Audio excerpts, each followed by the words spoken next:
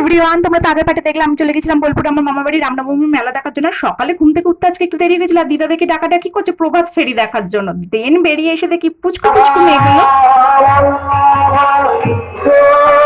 দেখলে কি সুন্দর পুচকু পুচকু মেয়েগুলো শাড়ি পরে প্রভাত ফেরিতে বেরিয়েছে। আর আমাদের ধীরে ধীরে নাকি ঘুমই ভাঙে না। দেখো না সকালে গ্রামের পরিবেশটা এত সুন্দর ঠান্ডা ঠান্ডা না, মানে কি বলবো, এই গরমেও যেন বেশ ভালো লাগছিল।